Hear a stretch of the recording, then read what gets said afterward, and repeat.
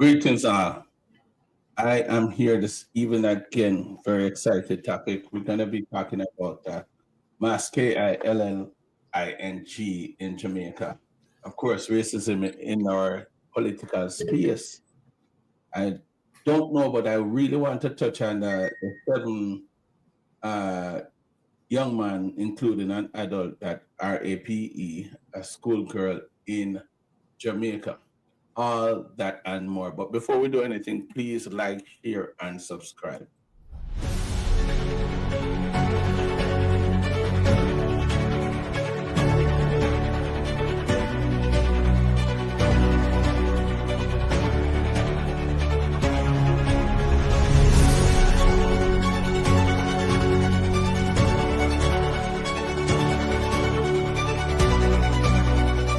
Big up Sutherland TV. You see me? You wanna be me? Then log on to Sutherland TV.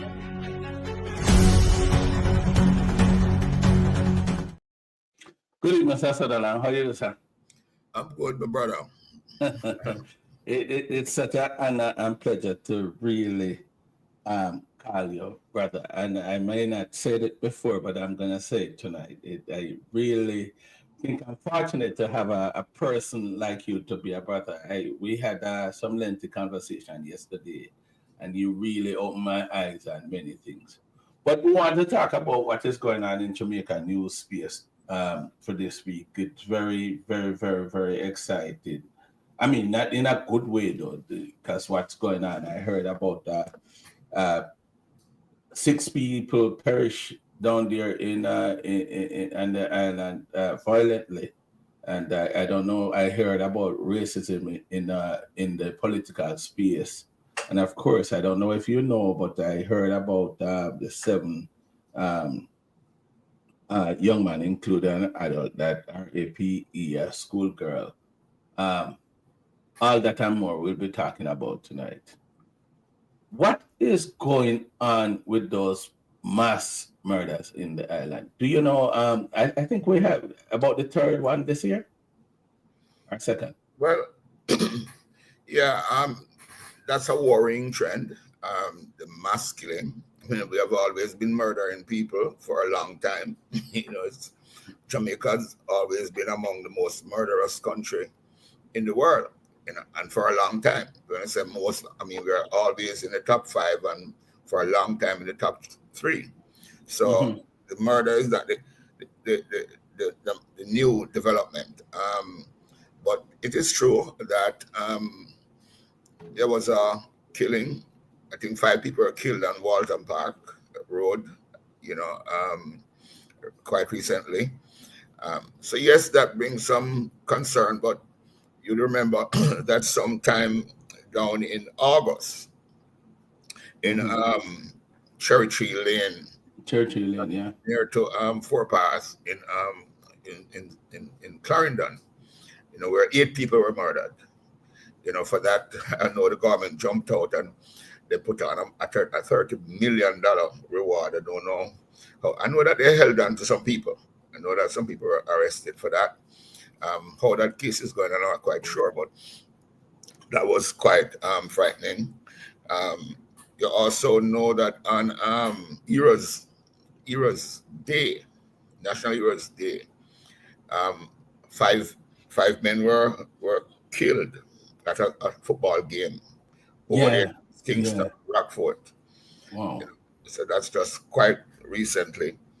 And earlier in the month, gunman just fired in a crowd of people, where 8 people were killed, on Boyne Road in St. Andrew. So you just go and fire in a crowd of people. 8 people were shot, 3 killed. So in that very short space of time between August to now, you're talking about, Cherry Tree Lane, you're talking about Waltham Park Road, you're talking about Boynes, and then of course there is the Rockford. So you're talking about 4. That's a whole different trend, because that's not how it used to go back in the island. You're right. I mean, yeah, we are not known for those kind of mass killing. We have had them. We have had them. But the worrying trend here is just the amount of them in a very short space of time. Short You space. know, we always have multiple shooting. Where 4 people get shot. You know, I grew up at a community close to Cambridge, and I remember a few years ago I heard about two mass shooting in Cambridge with 4 people killed. It was always a very peaceful community. So we have had them, but what is frightening, is that this is happening in such a short space of time. It got even more worrying when you reflect on the fact that last week, 44 people were murdered in a 7-day period. 44. Wow. And that was the bloodiest, in a 7-day period for the entire year. So that's really, really concerning. Do you think these are politically related? Or I just want to get that out there. I want to know if you think, because I talk to persons and you're getting all these mixed views about it. Are they politically related? Because there's a lot of action going on in the political space now, where they're warming up for the election ahead. What do you think about that? But let me tell you, whenever, as human beings, we were able to preserve ourselves by reading into anything that looks different. That's how we were able to preserve ourselves. So, you look, just go as far back as you can, and you'll see somebody looking up in the sky and then say, boy, this look a little strange, and then rain start falling from that. So, boy, that's what it looked like when rain gonna fall. That don't surprise them anymore. But if something again looks strange, they take note of it, because you ignore any strange looking thing to your peril, at your own peril. So this is a worrying new development. Now, what makes it even more troubling, are people might be a bit suspicious of it, is that all of this is happening in the context of homicide, murder rate being down 18%. All of this is happening in a year, close to the end of the year, where the murder rate is 18% less than last year. Last year we had 1,393 murders. And as of right now, it is 1,040 that we have now up to this point. So, it was turning out to be a good year, because if you can reduce, the murder rate by 10-15%, it is 18. That would have been a good look. But all of this is happening that, we run the risk now of, it overturning what would have been the first 9 to 10 good months of the year. Right.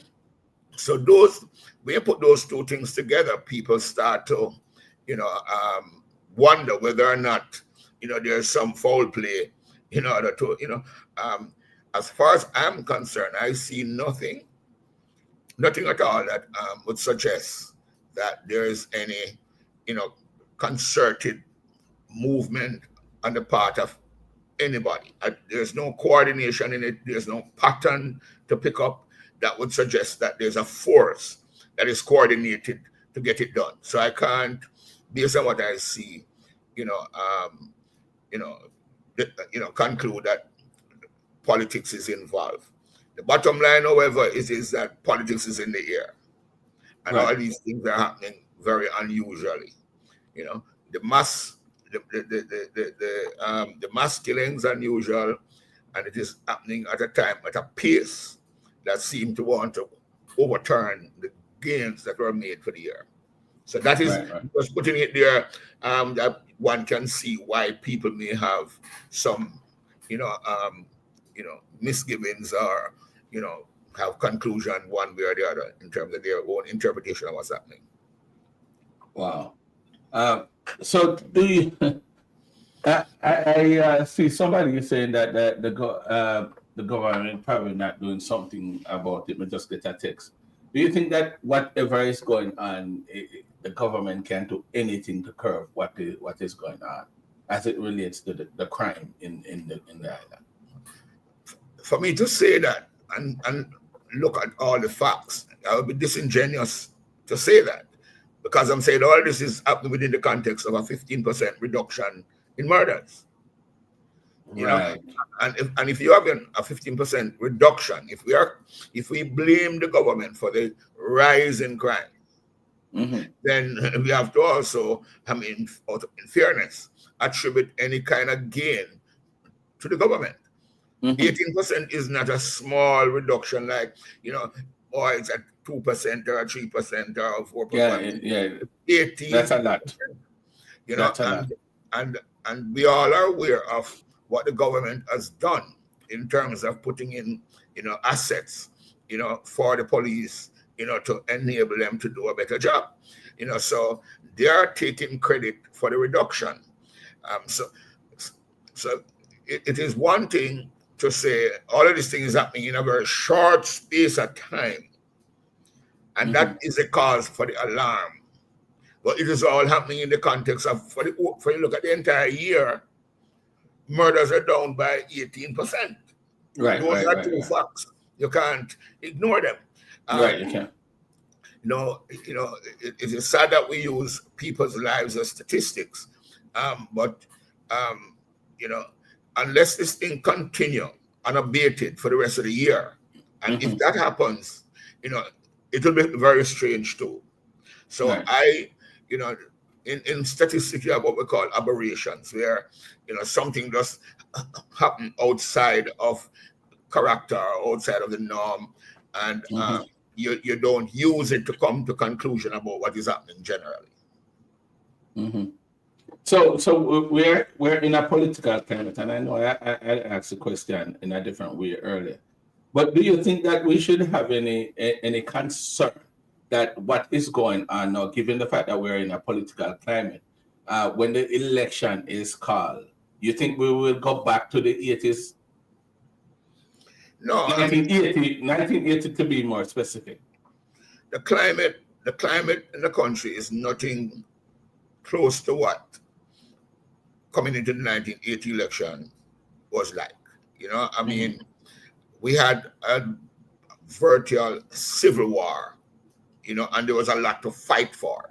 A lot of it was ideological, where people believe that there was a trend, whether that was true or not, but there's a strong belief that there was a trend on the part of the Manley government to take the country in the direction of Cuba. People in Jamaica were feeling so. Yeah, I remember that. I remember communists.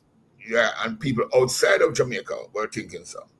Now, yes, Cuba was a very close friend of ours, and Cuba was under severe sanctioning by the United States. They're like daggers drawn, for many years before that. And so they did not take kindly to the closeness that Jamaica was having with Cuba. And there's no doubt in my mind that the United States government acted to punish, the Manley regime at the time for its, bold move to be, so hunky-dory. So you had that big ideological war where there are, a lot of people run away from the country, shut their business down. People are having difficulty getting basic things to buy. The economy was at a standstill in that period, for that period leading up to 1980. The country, the production capacity of the country disappeared by 25%. Just imagine that 25% of the capacity, of production capacity disappeared. Those are the realities. So you can imagine the amount of jobs that went with it, and so on and so forth. So it was a very difficult time for a lot of people. A lot of people had a lot to fight for, and the war was on. We don't have anything like that now. The ideological divide between the two political parties is little to none. That is what happened when Michael Manley came back to power in 1989. Him took off him Karima suit and put on back him Armani, nice tailored suit. Like he turned his back on what people thought was his socialist path. He turned his back on. So, and since that, there has been no clear ideological difference between the PNP and the GLP. So that as a basis, so the war is out. What I am worried about, to be honest with you, the thing that concerns me is the fact that election is probably just about a year away, and we have a lot of bad roads. We have a lot of bad roads. Some of it coming down a few years, from a few years ago, and probably as much of it now is due to the constant rains we're having and the hurricane that we had. Which we attribute to global warming, right? Because we start to some floods where we never used to see. Yeah, man, right, and the hurricane them start much earlier. But the fact of the matter is that the weather system in recent months has severely damaged the road, and the roads were damaged before. So, wherever there's a pothole and water come now, it turn a pool. Now, the reason why I'm making that out is because you can imagine the amount of road work that is going to go on between now and the election time. You just imagine that, because the roads have to fix. People are clamoring for roads to be fixed 1 year ago, 2 years ago, 3 years ago. And now the hurricane has come and exacerbate that. So it is no worse than it was before. And those going into an election with that kind of money going to be spent, it could cause some tension about how that money is spent. And that is how a lot of wars have fought in the past, where people believe that certain communities were neglected, and certain mayors or certain councillors were not given the amount that they should get, and those things cause bad blood. So I am a little worried about how they're going to do that, the transact that repairs, because it's coming into election. It's not a regular thing where it's in the middle of the electoral cycle. Right. As soon as the work finished, election time. So right. I just hope that good sense prevail, and that it is handled in the most transparent way. Because as I've said before at some point talking to you, that a lot of the gang wars, the political wars that were fought, was because people from either political party believe that they can't live if the other party is in power. Because there are going to be, niceties and goodies and spoils are going to be kept away from them. So man believe that I'm not fighting for Michael, I'm not fighting for Siaga, I'm fighting for myself. Right. Siaga, nothing, Yeah, better living. For a bit, yeah, you could see it, because the political victimization was real, absolutely real. So people came to the conclusion that I have to fight to keep my people in power, because that will make me get the contract, to fix the road them, or that will make me get the road work to bush the road or clean the drain or whatever it is. And so it bothers me when there's so much at the disposal of any government, not just this government, any government leading into an election. So we have to now look. To me, that is the greatest potential, for any kind of, civil unrest or, violence producing events or whatever it is. Wow. So well, that makes a lot of sense. But you're talking about fixing the roads. Is it just a cultural thing to make all these type of repairs? And I'm asking a question just for the listeners to get a clear understanding. Is it a cultural thing for government to give attention to the communities around the political season to gain vote? Yeah, that's why I'm fearful. Traditionally, you'll find election coming up on Friday. A man showdown bushing road Thursday night. We open at the night, man. Things that don't normally happen in Jamaica. That all of a sudden, People have, get work to do, and yes, that is traditionally the case. The fact of the matter is, under those circumstances, usually government broke, have too much money, so it's not a lot of work, but you see work going on, and the man hand out checks and so on and so forth. But now, the size, the amount of the repairs that is necessary right now, I have a full year to do it. You can imagine how much more latitude the government will have to place if it really want to play, so that is the thing. So this is, in other words, this is not a new thing where coming up into election, go fix some road.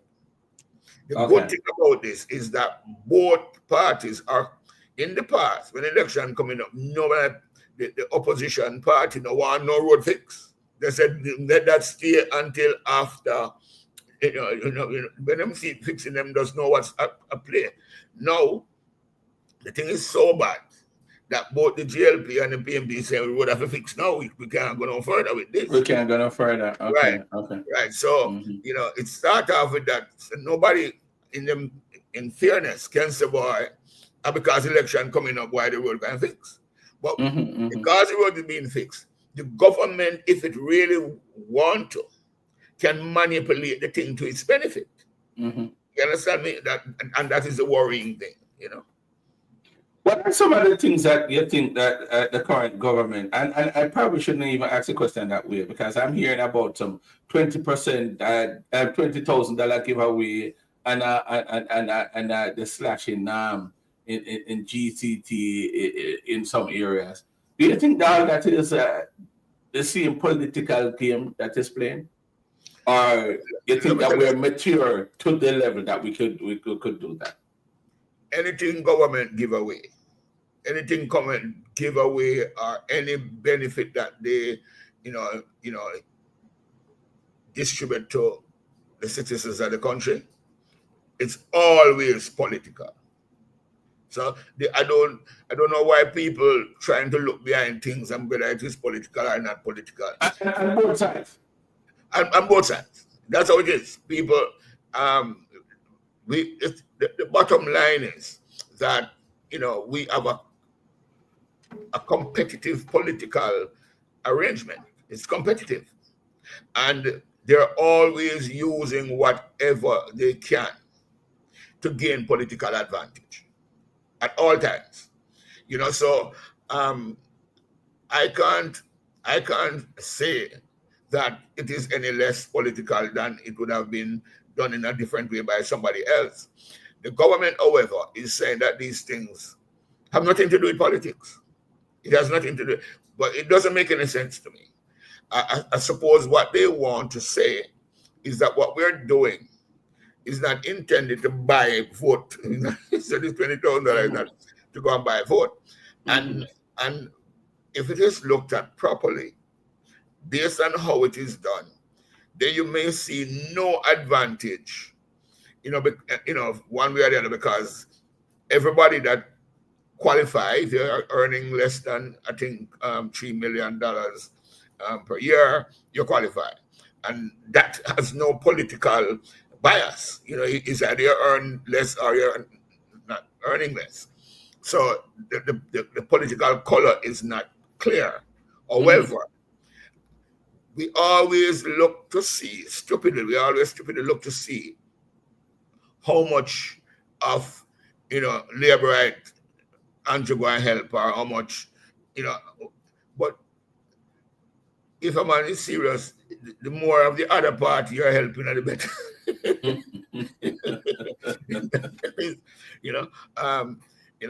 But so when you're cynical, and you ought to be cynical because politicians are generally like that.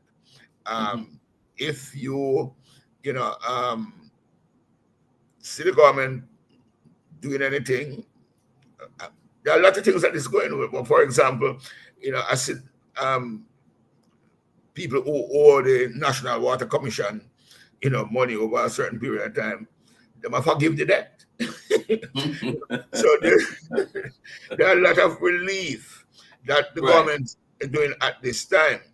And the bottom line is that the government is under pressure.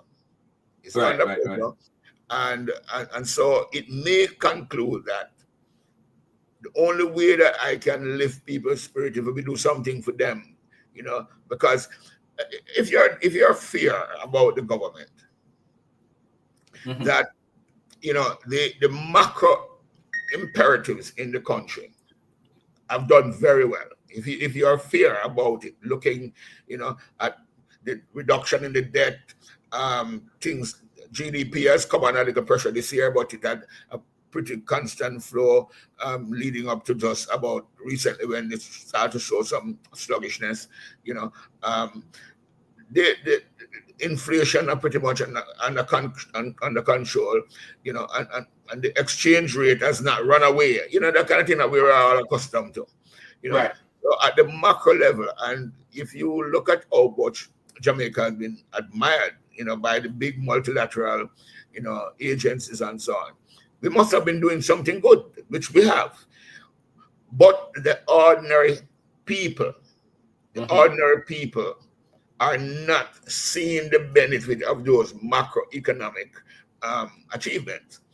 People are worried about their ability to meet them grocery bill on time, because like in America where you have this inflation thing, we have had it also.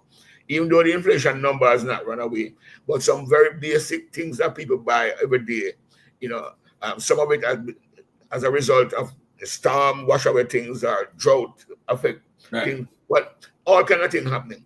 So people have been suffering because of inflation, for one thing. People don't like the crime either. And also, the corruption is a thing that people don't like. Right. So by and large, the situation has been very, very worrying for the ruling party. There are a number of negatives that they've had to be, struggling against and so on. Let me just read this real quick. Larkin said, my disappointment with all this is that it's stuck in the 40 years ago mentality. The country needs someone that is honest and visionary, not a practical politician. He also said the economy is not doing well. The travel advisory and other issues negatively having an impact. You want to respond to that, if Mr. Asadi? But I don't know what to.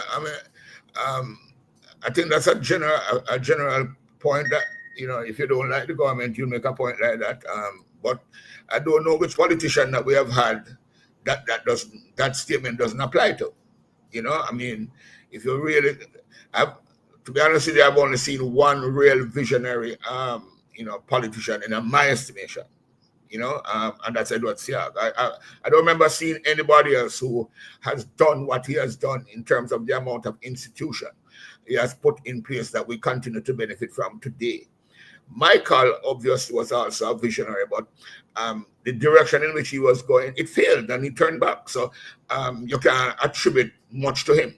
What he did failed. Define that. What direction? For persons who don't know, I mean, you're a little bit older than me, so just enlighten me on the direction that you're referring to, that Michael was going, that he failed.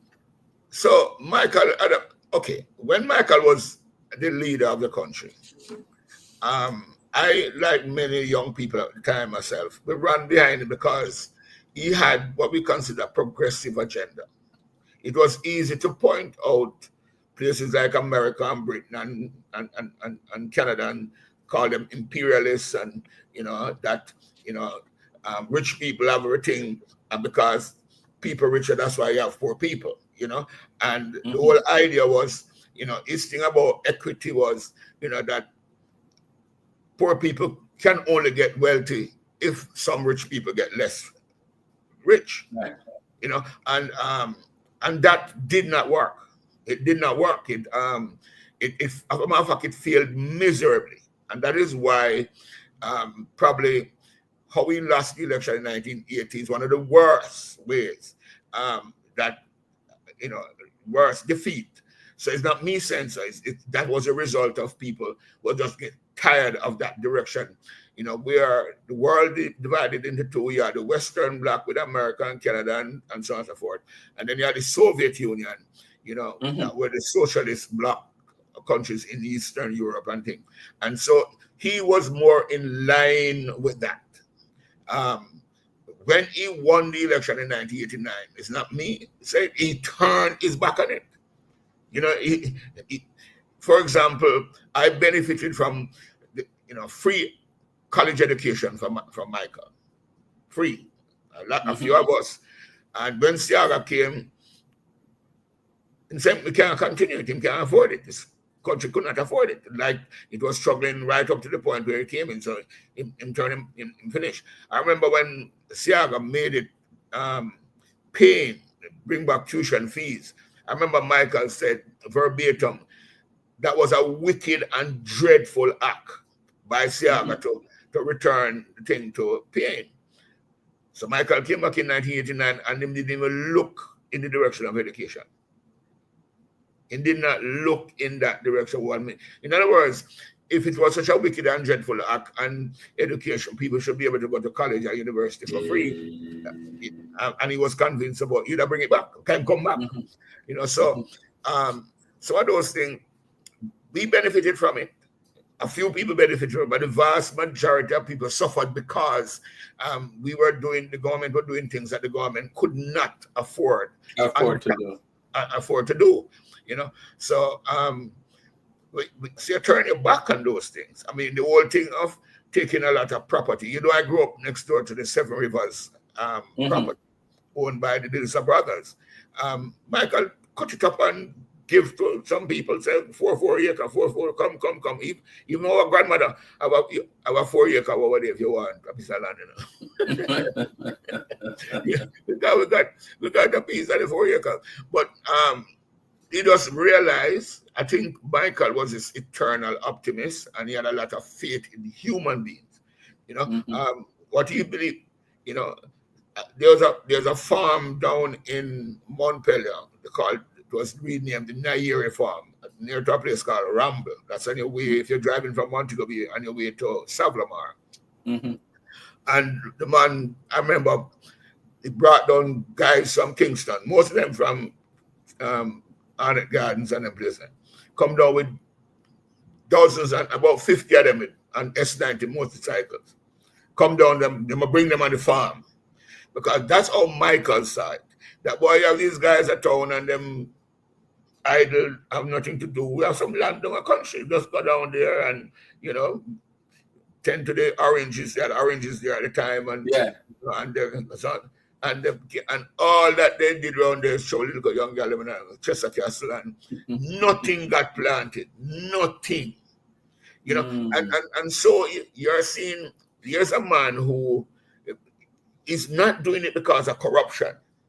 He's doing it because he had this enduring faith in people that if you give them a break, they will do as well as the wealthy people who owned the property before. But then guess what now? Managing a farm is an entirely different thing from going there or chop grass and plant cocoa. You know, if you want to do it at the size that was being done before, where things were being exported, like citrus and cane and so on, you have to have proper management. And poor people, we never have that kind of management. Never have that type of management. And they didn't have the scale to do it either, and so on and so forth. So those are the directions I'm telling you about that really failed, you know. Right. A lot of people right now, with all that is going on in the political space and you know, with our government and the rumors and everything, is crying for a change of government, which is not uncommon. People always try to call for change of government. But this time around, do you think that whatever there is issue that people have, a change of government would have been an answer to solve our problem in Jamaica? Mainly crime. Well, we know none of them not going to solve crime. Change of government not going to solve the crime. However, when people are suffering, they don't care who coming next. All they know is that they want to bring an end to this. You understand? So if people are having difficulty making ends meet. Right now. That and I'm talking about the voting constituents. People who normally go out and go up and truck and bus, go to conference with them party and so on and so forth. They are having a big problem with the economy. Things are just not working for them. And a lot of the economic, the inflation issues, I don't know that a change of government will necessarily be able to deal with it, because some of it is, like the problem you have in the States, where issues, relating to the war in Ukraine and the spillover from the shortage and logistical problems that you had after COVID and so on, it's still playing a role. But nobody, these guys, they don't have the time, they don't have the means to go and do the kind of analysis to say, well, it's not Andrew this, this is somebody else's fault, so let me work with them. When you go to the supermarket, just like in the States, where when a man drive up in the gas station to buy the gas, and he remembers he used to pay $2 a gallon for gas, and all of a sudden it is up at $4 a gallon, and so that's what he know. And he wants to bring that to an end. And so the issues that people are having, they're real. They're real issues. They're real issues. Right. They're absolutely real issues. And they're trying to bring their issues to an end. So the most obvious act would have been a change of government. That's what you're saying.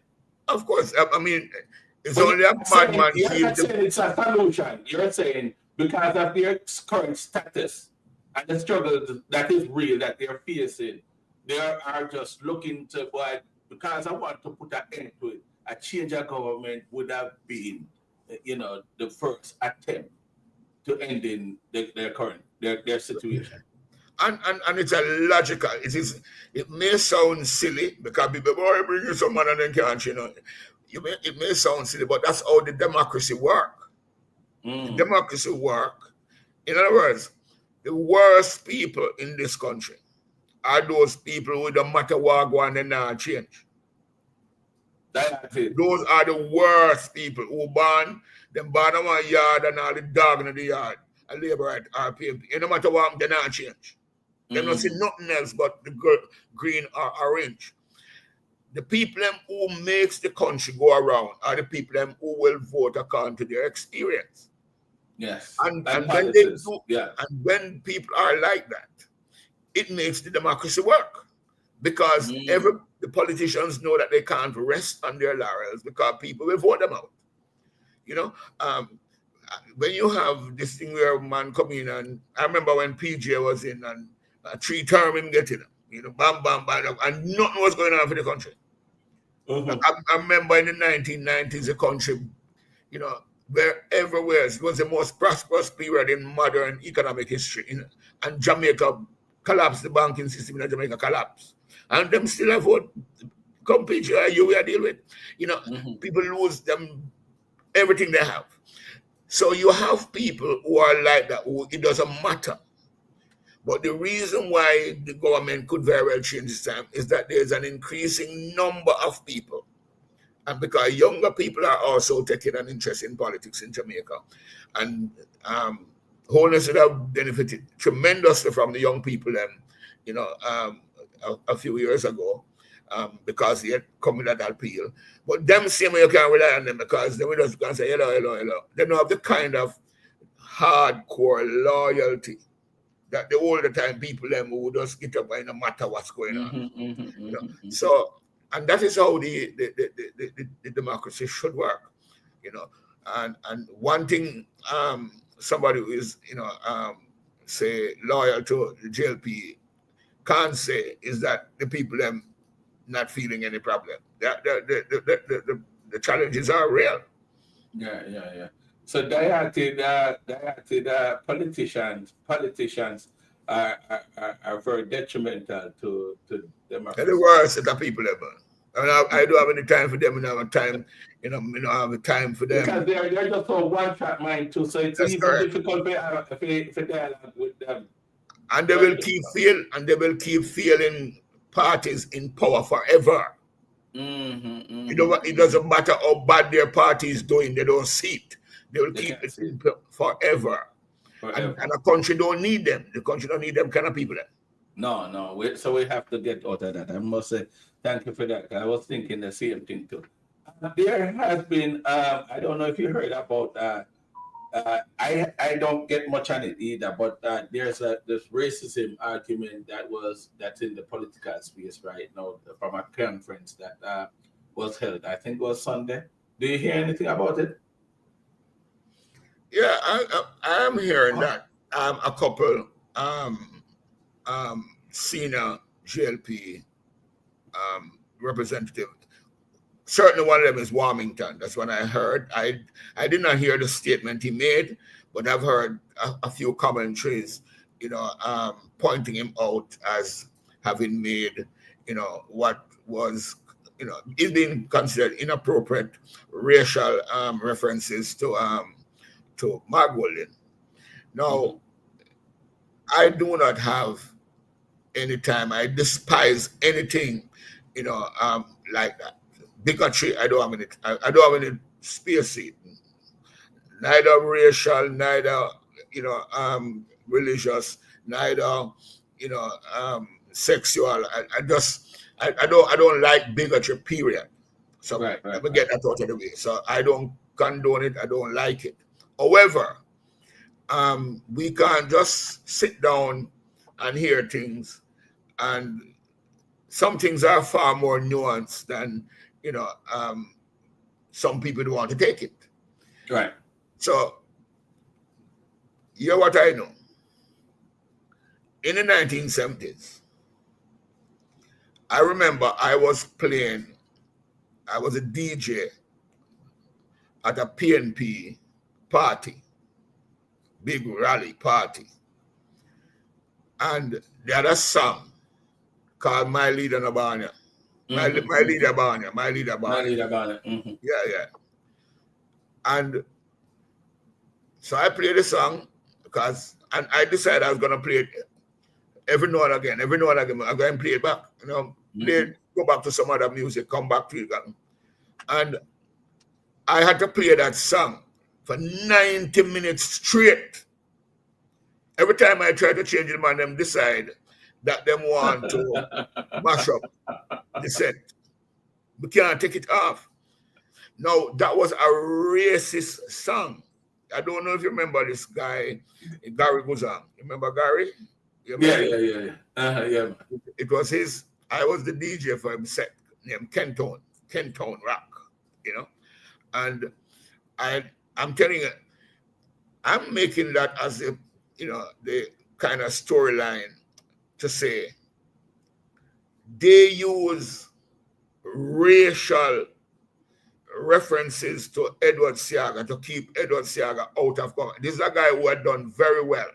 Anybody who follow and study and understand his contribution to national life in Jamaica, unless you're the most biased person in the world, you have to accept that he has been his contribution to Jamaica has been sterling.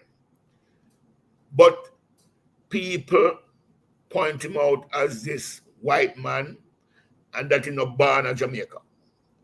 It is true that he was not born in Jamaica. He was born in Boston. But his mother and father born in Jamaica, and his grandparents and born in Jamaica. I think he was some more Lebanese, extraction. But it never matter. Him a white man, his ethnicity is in the Lebanese, whatever word is. But he had to live with it. And it was used against him. And Michael Manley was a white man named Glide, and I said nothing about it. Michael did go get a rod and talk like Jamaicans, But the bottom line is, I'm saying this, that's the context in which some labor right may believe that it is now open season to get at Mark Golden because they did it to Siaga. And if they are now to walk away, oh, well, you know, they were wrong to do it against Siaga, so we're not going to do it. That is exactly how political things don't happen. Them have to get even. And some people in the past called, you know, for what is called a truth and reconciliation. When you had this, you know, the change of the system in South Africa when it moved from the apartheid system and the black people take it over. There was so much, the atrocities were so high. And, you know, the blame game and who was this and that.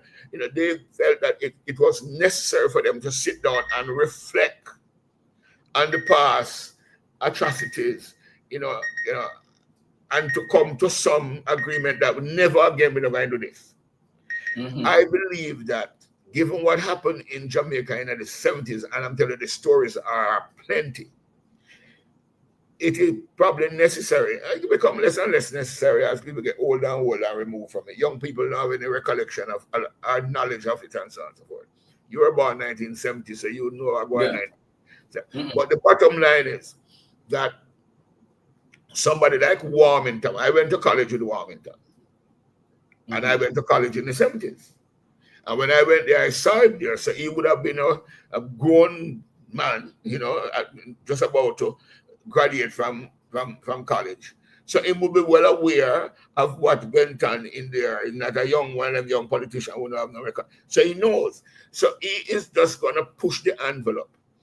But it is nasty, you know. It is something that we shouldn't bring in our politics. But I'm just putting it in the context in which it is happening.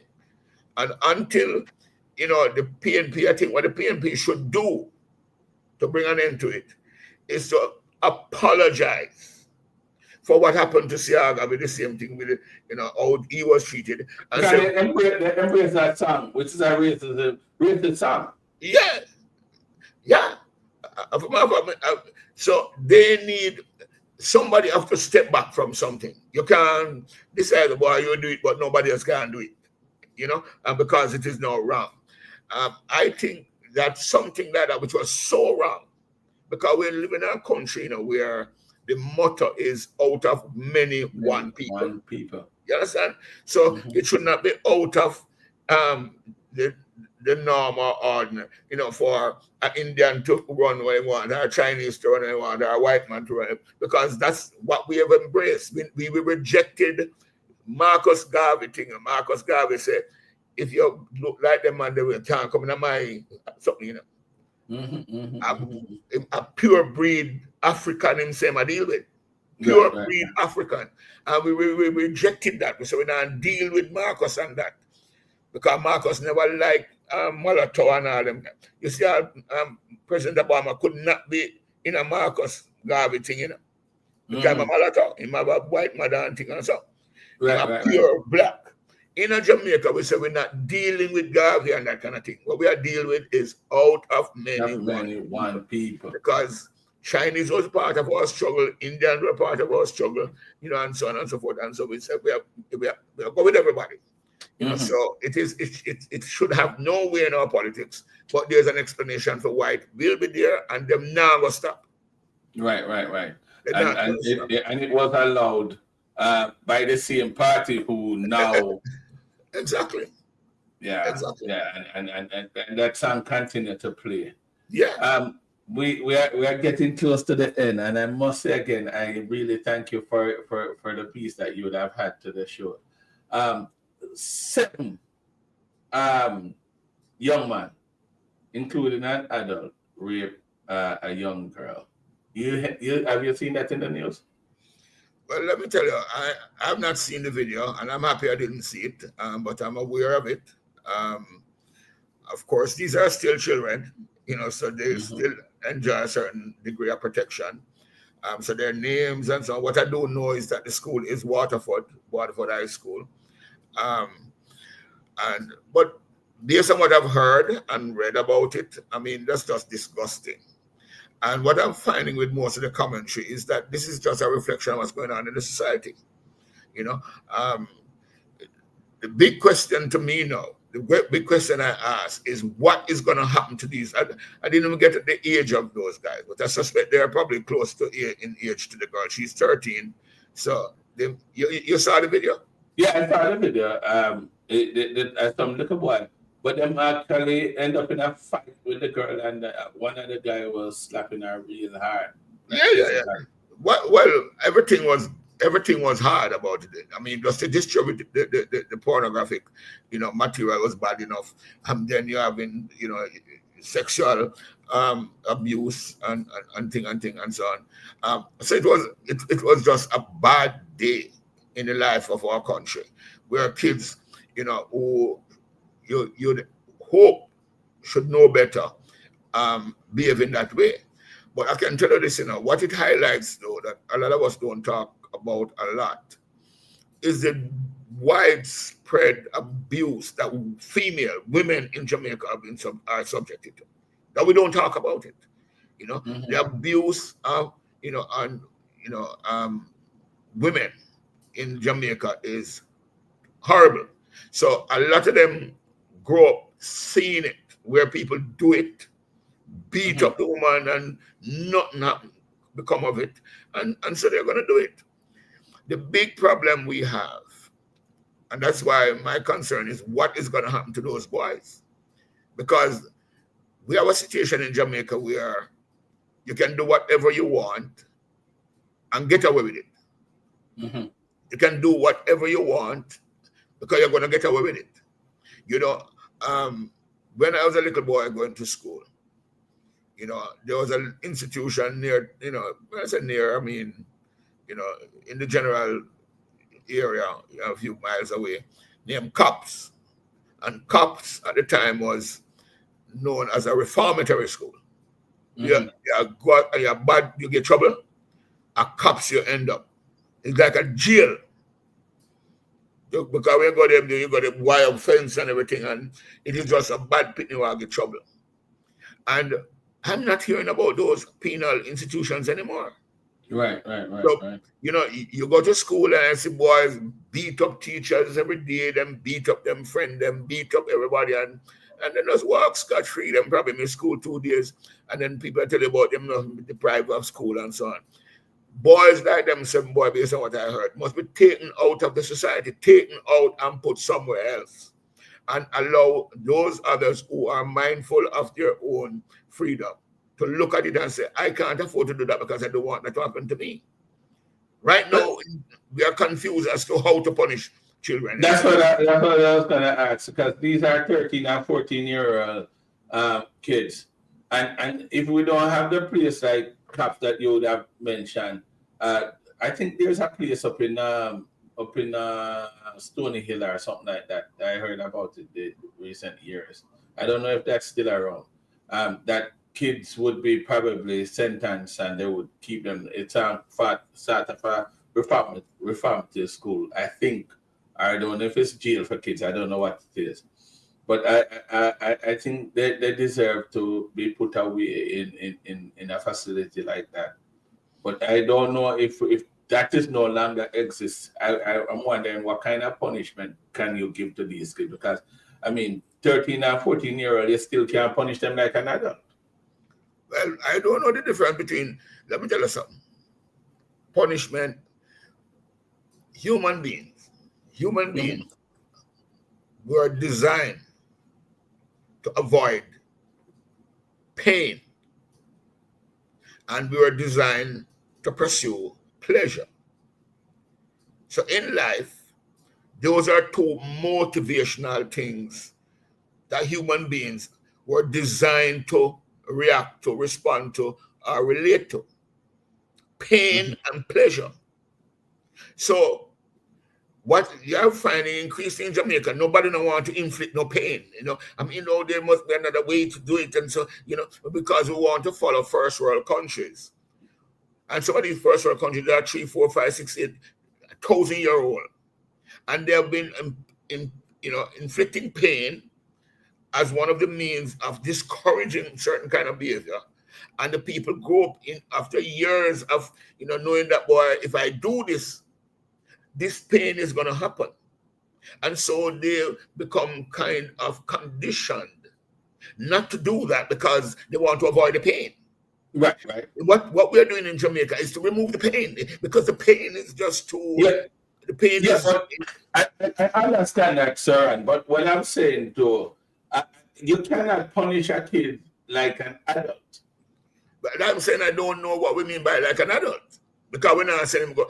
All right. So if those type of facility no longer exists, right, not as much as it used to be, a kid, 14, 13-year-old, would have to go through the system, the system that they have there, which is you would have arrest him,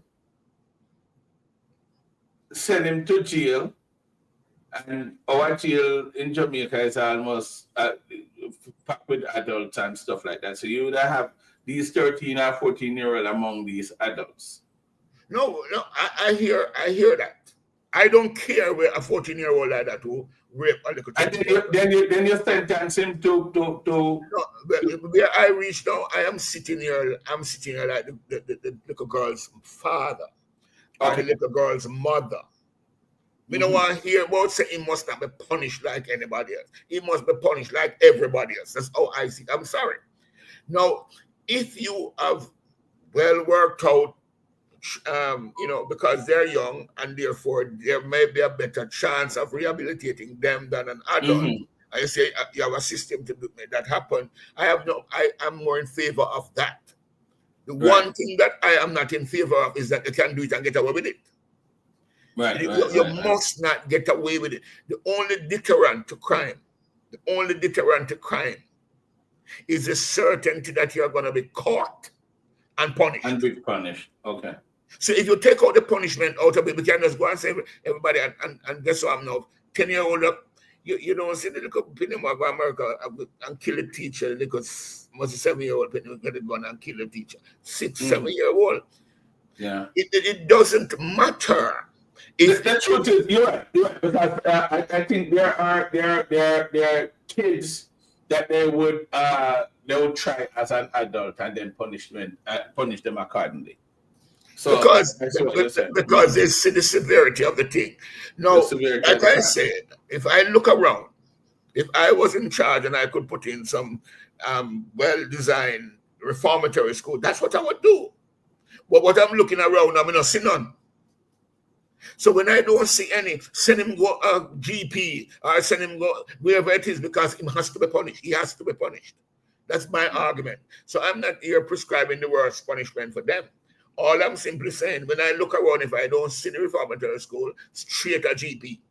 Because they must grow up in a society where people know that you can rape, if them sensible enough to go raping. It's not a little thing, It's not that you caught them playing dolly house, illegally, and we say, what we're going to do now, because them come in a little late because they were playing dolly house. Them raping, they're doing big people things. And then you say, no, we have to treat you like you're a little picnic. The crime is too severe. If it was something that they went into a till and took out some money and run away with it, or them take up some food and run away with it, I would not have that kind of argument. But we're going to take up and shoot people, or you're going to rape little girls, and you're going to beat them up, and you're going to circulate the video. What is child about? What is children about that? No, there's no childish or children about I don't see it. I really don't see it. I'm sorry. So you have to treat them like, because they're doing adult things, so treat them like adults. Sir, thank you very much, sir, for your time. It was indeed a pleasure, and you had laid down some good argument with us. Do you have any final thoughts before we close out? It was a pleasure being here myself, always to share. So I thank you for the opportunity to get some of the things out of my chest. I'm feeling a little lighter now. Can go. I tell you the truth, Sutherland TV is always a place where you can release yourself. So anytime you're ready, just call on me. Much love, brother. All right, so good. Catch you. All right, take care of yourself. All right. Let's end this thing. How we end it? I don't know how to end it.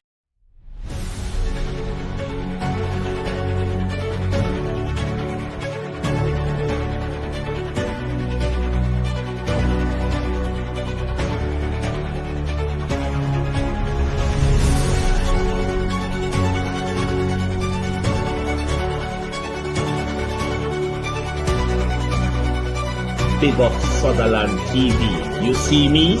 You wanna be me? Then log on to Sutherland TV.